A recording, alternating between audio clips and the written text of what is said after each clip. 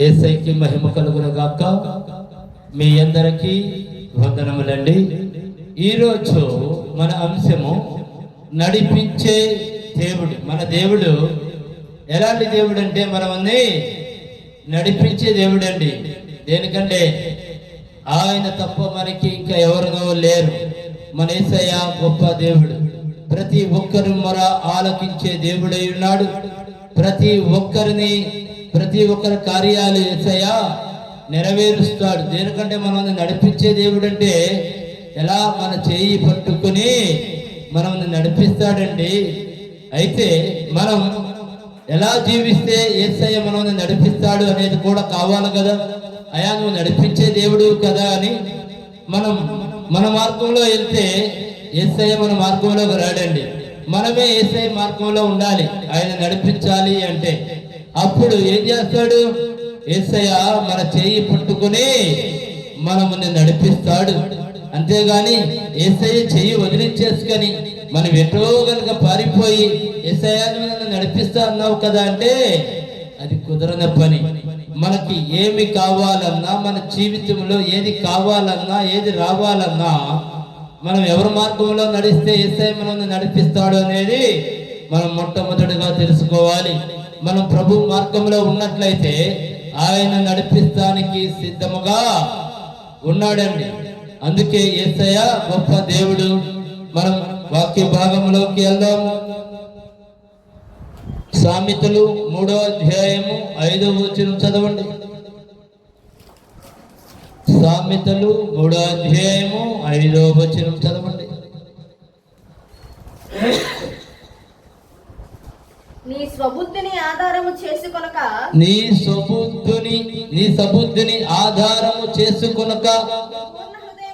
నీ పూర్ణ హృదయముతో యెహోవా యందు నమ్మకముంచుము. చాలా ఏమంటున్నాడు చూడండి.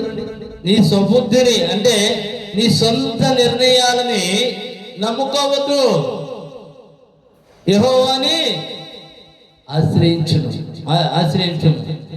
చూడండి ఏమంటున్నాడంటే మనముగా ఏమీ చేయలేము.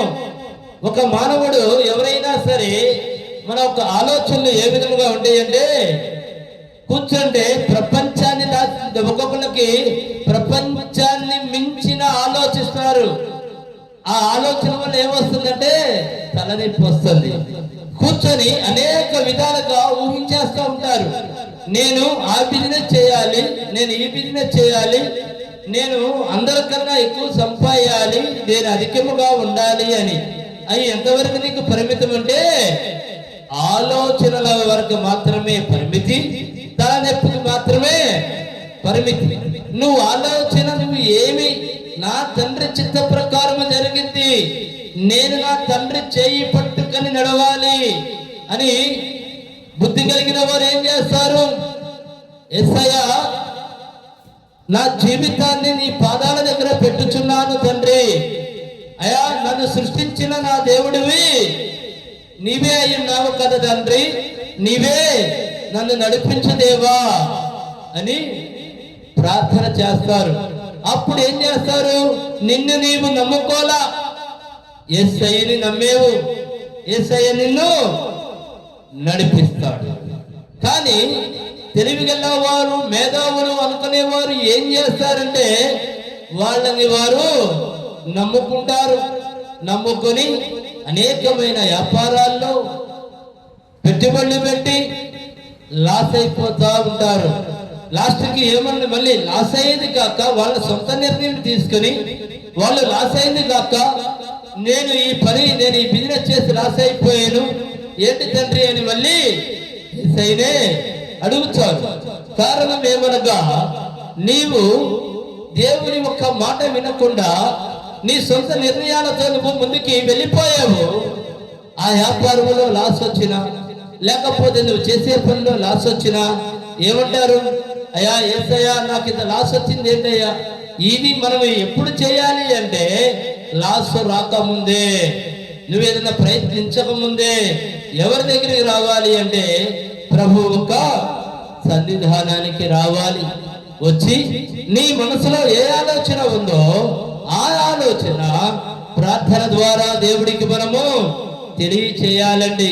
యేసయ్యా, నేను ఇది చేయాలనుకుంటున్నాను తండ్రి, నాయనా దీనికి మార్గం సిద్ధపరచుదేవా, అయ్యా నీ చిత్తమైతే ఈ కార్యాన్ని నెరవేర్చు తండ్రి అని మనం చేయాలి. కానీ మనం ఎలా చేస్తున్నాం? ఇంకోసారి చదవము. నీ స్వబుద్ధిని ఆధారము నీ స్వబుద్ధిని ఆధారము చేసుకుని, అంటే నీ సొంత ఆలోచనలు ఆధారం చేసుకుని చేసుకొనక, నీ స్వబుద్ధిని ఆధారము చేసుకొనక నీ పూర్ణ హృదయముతో యెహోవా యందు నమ్మకం ఉంచండి. కానీ ఇక్కడ ఏం చేస్తున్నారు? వాళ్ళ సబూద్ధిని ఆధారం చేసుకుని వెళ్తున్నారు. కానీ దేవుడు ఏం చెప్తున్నాడు? నీ సబూద్ధిని ఆధారం చేసుకొనుక దేవుడు యందు నమ్మకం ఉంచండి అంటున్నాడు. నాన్ను నమ్మకం ఉంచు. నీ తెలివితేటలు తీసి పక్కన పెట్టి, నీకు ఆ తెలివితేటలు ఇచ్చింది కూడా నేనే. నీ తెలివితేటలు తీసి పక్కన పెట్టు.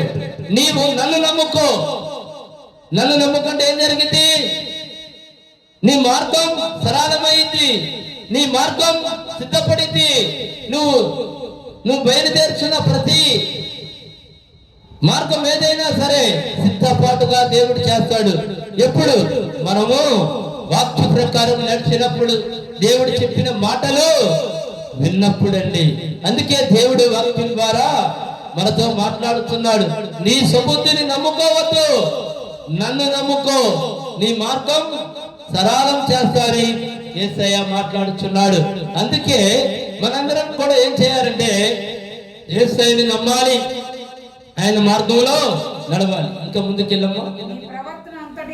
నీ ప్రవర్తన అంతటి యందు ఆయన అధికారములకు ఒప్పుకొనుము. చూడండి, నీ ప్రవర్తన అంతటి యందు ఆయన అధికారముని ఒప్పుకో. అంటే యేసయ్య అంతా నీ చిత్తమే, నాదైతే ఏమీ లేదు.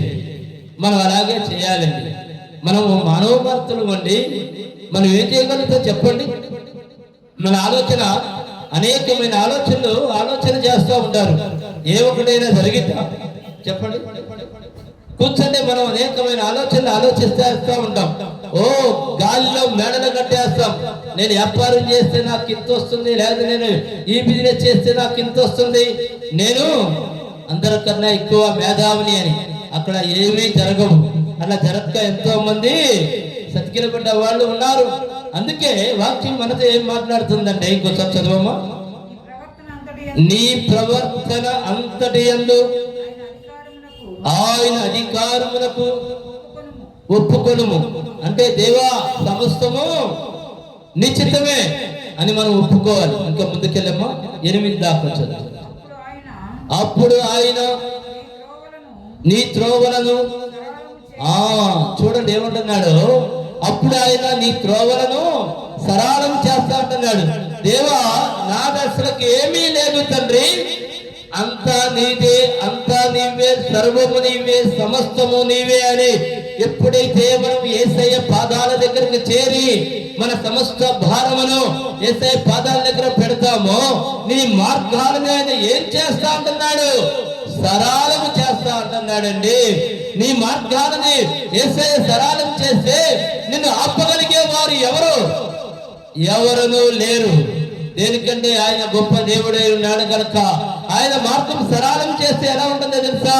నువ్వు ముందెళ్తుంటే నీకు ముందు దేవదూతలు ఉంటారు, నీ వెనక దేవదూతలు ఉంటారు, నీ కుడి పక్క ఎడమ పక్క కూడా దేవదూతలు ఉంటారు.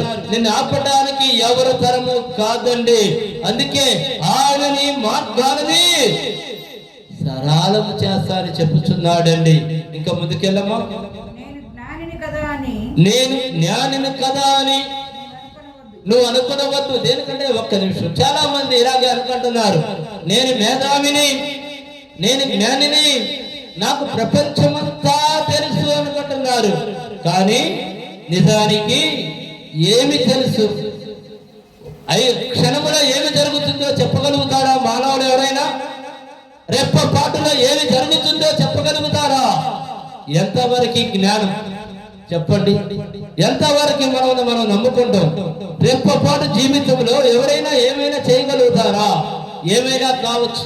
మన కళ్ళ ముందు చూస్తూ మాట్లాడుతూ హార్ట్ అటాక్ వచ్చి అనేక మంది మాట్లాడేవాళ్ళు అలాగే నేలకి ఒరిగిపోతున్నారండి. ఏమి జరుగుతుందో ఆ మనిషి ఏమైనా గమనించుకోగలుగుతారా? రెప్పపాటుగా నేను చనిపోతాను అని ఆ మనిషికి ఏమైనా తెలిసిద్దా?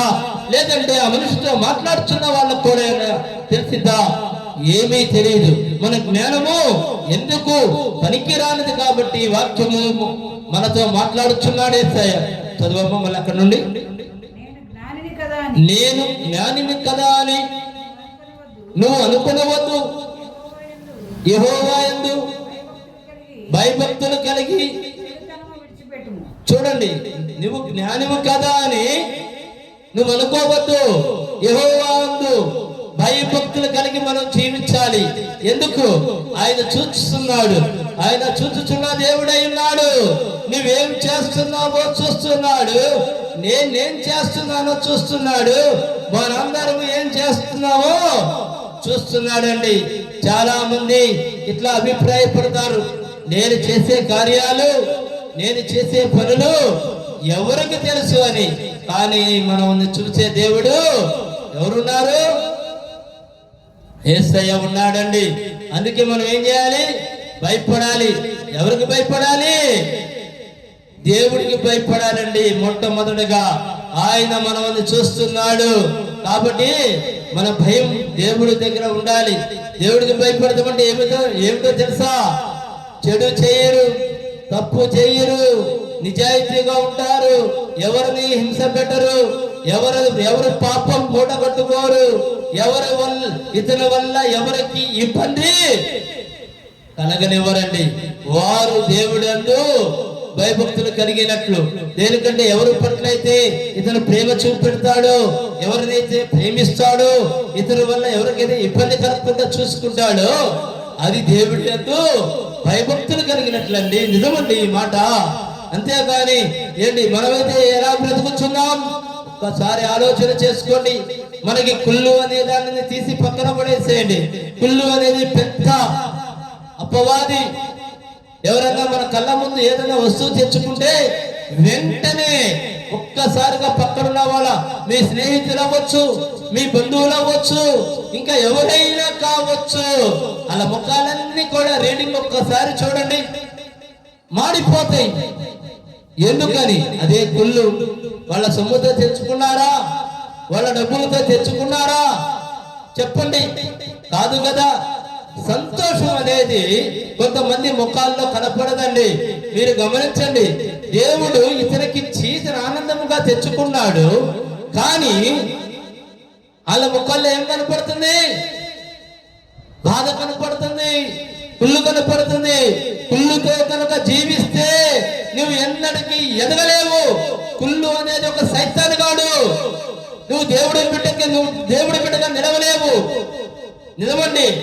ఎప్పుడైతే నీ కళ్ళ ముందు నీ ఫ్రెండే కావచ్చు, నీ బంధువే కావచ్చు, నీ అన్నే కావచ్చు, నీ అక్కే కావచ్చు, ఎవరైనా సరే ఏమైనా కనుక తెచ్చుకుని వాళ్ళు మంచి హృదయంతో, మంచి మనసుతో మిమ్మల్ని పిలిచి ఇది చూడు అన్నారు అనుకోండి, చూసి చక్కగా సంతోషపడి దీవెనిచ్చి వెళ్ళాలండి.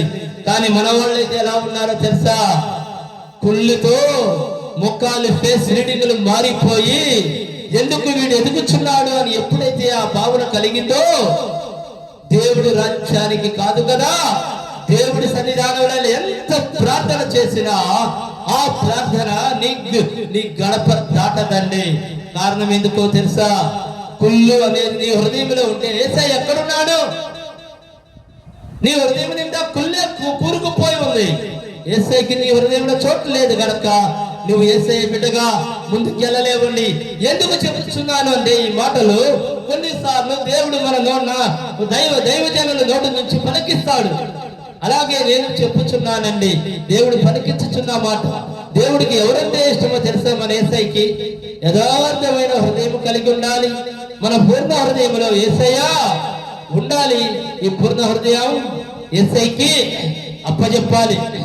ఎవరైనా సరే దయచేసి మంచి మనసుతో బ్రతకమని యేసు నామములో కోరుకుంటున్నా.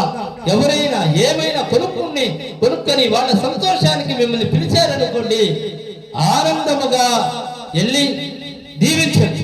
ఆ దీవెనలు మీకు కొన్ని వస్తాయి. కానీ మిగతా వారైతే ఏం చేస్తున్నారు?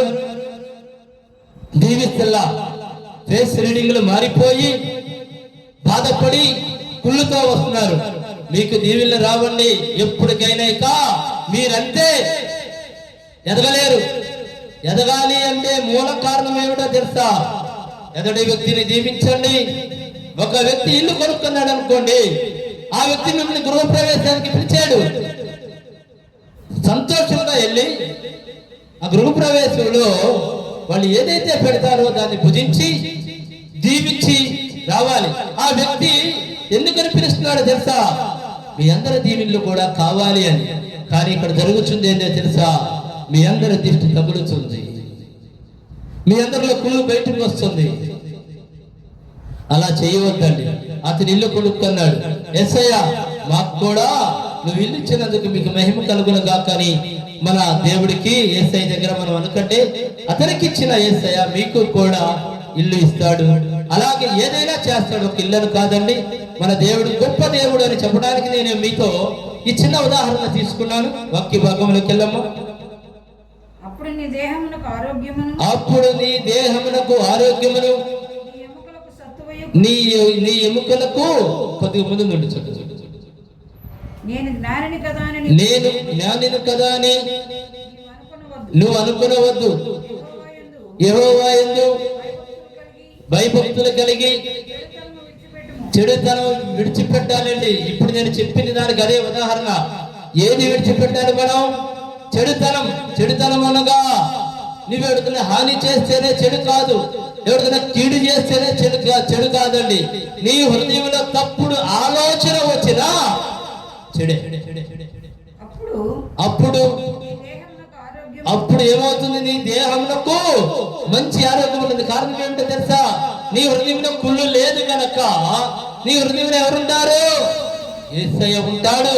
నీ పూర్ణ హృదయంలో యేసయ్య ఉంటాడు. కాబట్టి నీ దేహానికి మంచి ఆరోగ్యం ఎవరుంటే లభిస్తుంది? యేసయ్య ఉంటే నీ హృదయానికి మంచి ఆరోగ్యం ఉంటుంది. కానీ అదే కుళ్ళు కనుక ఉంటే నీ దేహం అంతా కూడా వ్యాధుల పాలైపోతుందండి.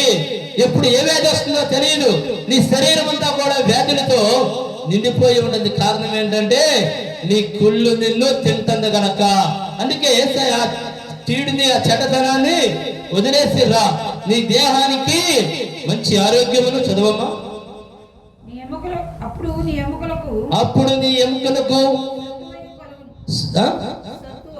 ఎముకలకు సత్తువ కలుగునట్టు శక్తి. నీ ఎముకలకు ఏం కలుగుతుంది? సత్తువ అంటే శక్తి కలుగుతుందండి. నువ్వు మంచి బలాఢ్యుడిగా ఉంటావు. ఎప్పుడు దేవుడు యేసయ్యకి నీ హృదయంలో నీ హృదయాన్ని యేసయ్యకి అప్పచెప్పినప్పుడు, నువ్వు పూర్ణ హృదయంతో దేవుడికి అప్పచెప్పినప్పుడు, యేసయ్య నా హృదయం అంతా నీవే ఉన్నావు అన్నప్పుడు దేనికి ఏ వ్యాధి నీ దగ్గరికి రాదు. నువ్వు మంచి పుష్టిగా మంచి ఆరోగ్యంతో ఉంటావని యేసయ్య వాక్యం రూపంలో మనతో మాట్లాడుచున్నాడండి. ఇంకా ముందుకెళ్ళమ్మా. 8 అయిపోయిందా? మరొక వాక్య విభాగానికి వెళ్దాం. 32 కీర్తన 8వ వచనం.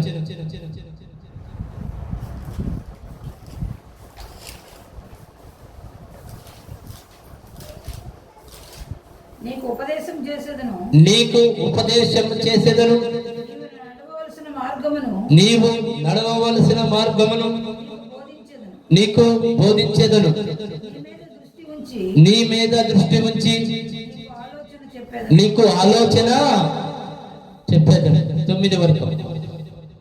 బుద్ధి జ్ఞానము లేని గుర్రము వలనైనను కంచెర గాడిద వలనైనను నీవు ఉండకుడి. అయి నీ దగ్గరకు తేబడినట్లు వాటి నోరు వారుతోను కళ్ళెముతోను బిగించవలెను. మళ్ళీ చదవమ్మా. ఫస్ట్ నుండి 32:8 మళ్ళీ ఒకసారి. నీకు ఉపదేశం చేసేదను. నీకు ఉపదేశం చేసేదను. నీవు నడవవలసిన మార్గమును. చూడండి ఏమంటున్నాడు దేవుడు. దేవుడే నీతో మాట్లాడి నీకు ఉపదేశం చేస్తా అంటున్నాడు. దేవుడు నీతో మాట్లాడితే మంచి ఉపదేశం చేస్తాడా, చెడ్డ ఉపదేశం చేస్తాడా చెప్పండి. దేవుడు వాక్యం నీతో మాట్లాడుచుంది. దేవుడు యేసయ్య నీతో మాట్లాడుచున్నాడు. నేను నీకు ఉపదేశం చేస్తానని చెప్పుచున్నాడు అంటే ఏమిటని? యేసయ్య ఆలోచనలు చాలా గొప్పవి. యేసయ్య ఆలోచన చాలా గొప్పది. ఆ మార్గంలో నడవమని దేవుడు మనతో మాట్లాడుచున్నప్పుడు మనము గనక యేసయ్య మాటల్ని గనక అంగీకరించినట్లయితే, ఆలకించినట్లయితే మన మార్గము సరళం అవుతుందండి. మన మార్గంలో ఎంతో చక్కగా మన జీవితము ముందుకి సాగుతుంది. ఇంకా ముందుకెళ్ళమ్మా. నీ మీద దృష్టి ఉంచి అంటే నీ యేసయ్యని చూస్తున్నాడు. నీ మీద దృష్టి ఉంచి నీకు ఆలోచన చెప్తాడు. నీ మీద దృష్టి ఉందనుకో, అయ్యో నా బిడ్డ పాడైపోకూడదు, నా బిడ్డని నేను కాపాడుకోవాలి అని నీ మీద దృష్టి ఉంచి నీకు ఆలోచన చెప్తాడు. అయ్యా నువ్వు ఇట్లా ఆలోచన చెయ్యి. మంచి కార్యాలకి దేవుడు నిన్ను వాడుకుంటాడు. దేవుడు నీతో మాట్లాడాడంటే మామూలుగా కాదండి. నిన్ను ఆయన సేవకు వాడుకోవాలని, లేదా నిన్ను ఆయన కార్యాలకి వాడుకోవాలని, లేదా నిన్ను ఆయన పనులకి వాడుకోవాలని. ఇక దేవుడి దృష్టి కనుక నీ మీద పడిందా, నీ జీవితము ధన్యమేనండి. కారణం ఏంటో తెలుసా? నువ్వు ఎంతో మంచివాడు అయితేనే దేవుడి దృష్టి నీ మీద పడుతుంది. చదవమ్మా, ముందుకెళ్ళు. బుద్ధి జ్ఞానము లేని గుర్రము వలనైనను కంచరి గాడిద వలనైనను మీరు ఉండదు. చూడండి, బుద్ధి జ్ఞానం లేకుండా చాలా మంది అంటా ఉంటారు, ఏదో బుద్ధి జ్ఞానం ఉందా? చూడండి, చాలా మంది అంటా ఉంటారు. ఈ పదము, ఈ వాక్యము బైబిల్లో వ్రాయబడి ఉంది. బుద్ధి జ్ఞానం ఉందా? ఏమన్నా నువ్వు చేసే పనికి అర్థం ఉందా? ఇదేనా నువ్వు చేసే పని అని మాట్లాడుతూ ఉంటారు. దానికి కారణం ఏమనగా, బుద్ధి జ్ఞానము లేని గుర్రము వలనైనను కంచరి గాడిద వలనైనను మనము ఉండకూడదు. అంటే అట్లకేంటి? విచక్షణ జ్ఞానం లేదు. జ్ఞానం లేని జీవితాలయ్యి మన మనుషులు ఎలా జీవించాలి? మంచి వ్యక్తిత్వంతో, మంచి ఆలోచనతో అవి జీవులుగా అయ్యి మానవులు కాదు కనుక అవి ఎలాగైనా జీవిస్తాయి. మనుషులమైన మనము, దేవుడి బిడ్డలమైన మనము, మనం ఎలా జీవించాలి చెప్పండి? బుద్ధి జ్ఞానముతో జీవించాలి. అంటే ప్రతి ఒక్కటి ఆలోచన చేసి జీవించాలి. అందరు మెచ్చే పని చేయాలి కానీ అందరు తిట్టే పని చేయకూడదండి. ఇంకా ముందుకెళ్ళమ్మా, 9 వరకు. అవి నీ దగ్గరికి తేబడినట్లు వాటి నోరు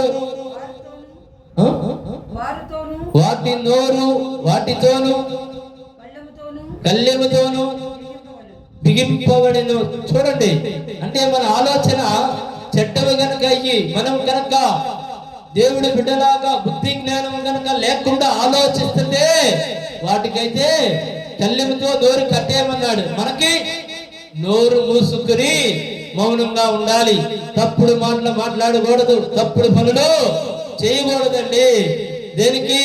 జ్ఞానముతో జీవించాలి. దేవుడి బిడ్డలైన మనం ఎలా ఉండాలి? బుద్ధి జ్ఞానం లేకుండా జీవిస్తామా? బుద్ధి జ్ఞానముతో జీవిస్తామా? దేవుడి బిడ్డమైన మనం జ్ఞానముతో జీవించాలి, మంచి బుద్ధితో జీవించాలి. దేవుడు అందు భయభక్తులు లేని బిడ్డలు ఎలా జీవిస్తారు? కంచెర గాడిద వలె జీవిస్తారు, గుర్రము వలె జీవిస్తారు. ఎటు పడితే అంటే ఏ ఆలోచన వస్తే ఆ ఆలోచనే నువ్వేం చేయాలనుకుంటే అదే. నిన్ను ఆపడానికి హద్దులుండవు. దేనికి? చెడ్డ మార్గంలో వెళ్ళడానికి నీ ఇష్టం. కానీ నువ్వు మంచి మార్గంలో నడవాలంటే నీకు కొన్ని హద్దులు ఉంటాయండి. తెలుసా, దేవుడు ఆజ్ఞలు ఉంటాయి, దేవుడు చెప్పినట్టు నడుచుకోవాలి. దేనికంటే ఇది మంచి మార్గం, ఇది దేవుని మార్గం, బుద్ధి కలిగిన మార్గం. ఇది ఎలా ఉండాలి? బుద్ధి కలిగిన వారు చాలా నలుగురికి చెప్పేటట్లుగా ఉండాలి. మన జీవితాన్ని మంచిగా నడిపించుకునేటట్లుగా ఉండాలి. జ్ఞానంతో జీవించాలి. బుద్ధి జ్ఞానం కలిగిన వారు ఇతరులకి అపకారులు ఎవరు, ఇతరులు చెడు కోరరు, ఇతరులను కూడా ప్రేమిస్తారు. నేను బ్రతికినట్టు వారు బ్రతకాలి అనుకుంటారు. నాకు వచ్చిన దైవ దీవెనలు వాళ్ళకి రావాలని కంటారు. కాబట్టి బుద్ధి జ్ఞానంతో మనము జీవిద్దాం. ఆయన మన దేవుడై ఉన్నాడు. ఆయన సర్వశక్తి కలిగిన దేవుడు. ప్రతి ఒక్కరూ విశ్వాసంతో ఉండండి. దేవుడి రాజ్యానికి మనం వారసులుగా జీవించాలి. ఆయన బిడ్డగా జీవించాలి అంటే ఎలా జీవించాలి? బుద్ధి జ్ఞానం కలిగి జీవించాలి. దేనికంటే నువ్వు ఎప్పుడైతే బుద్ధి జ్ఞానం కలిగి ఉంటావో దేవుడు నిన్ను ప్రేమిస్తాడు, నీతో మాట్లాడుతాడు, నీతో నడుస్తాడు. మన దేవుడు ఎలాంటి దేవుడు? నడిపించే దేవుడు అండి. ఎలా ఉంటే నడిపిస్తాడు అనడానికి బుద్ధి జ్ఞానంతో మనము ఉండాలి. మనం ఎప్పుడైతే బుద్ధి జ్ఞానంతో ఉంటామో మనం నడిపించేది ఎవరు? యేసయ్యండి. చూసారా దేవుడు ఏమని మాట్లాడుతున్నాడు మనతో? అయ్యా నువ్వు పాడైపోవద్దు, అయ్యా నువ్వు చెడిపోవద్దు, నీ సొంత ఆలోచనలు వద్దు, రా నువ్వు నా దగ్గరికి రా, నేను నీకు మంచి ఆలోచనలు కలుగజేస్తాను. అవునా? ఈరోజు మన వాక్యం అదేనా అండి? దేవుడు మనల్ని నడిపిస్తున్నాడు అంటే నీ సొంత ఆలోచనలు తీసివేయి అన్నాడు. నీ సొంత ఆలోచనలు తీసివేయి, రా నీకు జ్ఞానం నేను ఇస్తాను, నేను నీ చేయి పట్టి నడిపిస్తాను, నేను నీతో ఉంటాను అని దేవుడు ఈ రోజున వాక్యంతో మనతో మాట్లాడి ఉన్నాడు. కాబట్టి ఈ రోజు మన వాక్యం ఏమనగా నడిపించే దేవుడు. ఎలా ఉండాలి?